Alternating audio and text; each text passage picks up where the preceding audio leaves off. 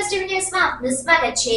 પાટણ જિલ્લામાં સ્પર્ધાત્મક પરીક્ષાના ઉમેદવારોએ ટી4 રસ્તાથી રેલી યોજી કલેક્ટર કચેરી પહોંચી વિરોધ નોંધાવ્યો। પાટણ જિલ્લામાં સ્પર્ધાત્મક પરીક્ષાના ઉમેદવારોએ ટી4 રસ્તાથી રેલી યોજી કલેક્ટર કચેરી પહોંચ્યા। મોટી સંખ્યામાં વિદ્યાર્થીઓ રેલીમાં જોડાયા અને સૂત્રોચ્ચાર કર્યા। યુવા અધિકાર ન્યાય ચળવળ અને NSUI દ્વારા વિરોધ।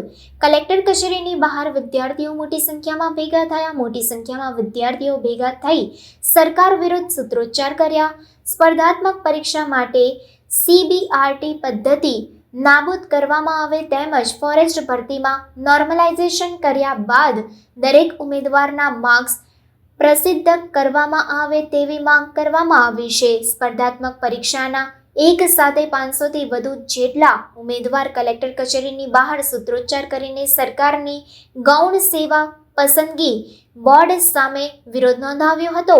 વિદ્યાર્થીઓનું માનવું છે કે જે પરીક્ષા લેવામાં આવી છે તેમાં ઘણી વિસંગતતા અને પારદર્શકતાનો અભાવ છે। સત્વરે સરકાર દ્વારા વિદ્યાર્થીઓના હિતમાં નિર્ણય લેવામાં આવે તેવી માંગ ઉઠવા પામી છે। Reporter Vinod Thakar, crime reporters TV news, Harij, Patan. Normalization ની અંદર 110 વાળો 110 માર્ક્સ વાળો જો 162 પહોંચી શકતો હોય તો 156 માર્ક્સ વાળો રહી ગયો છે। એ જ જિલ્લો અને એ જ શિફ્ટ તો અમને આ વખતે હસમુખ પટેલે એવું કીધું છે કે નોર્મલાઇઝેશનના માર્ક્સ નહીં બતાવવામાં આવે। તો કેમ નહીં બતાવવામાં આવે એ અમારી માંગ છે।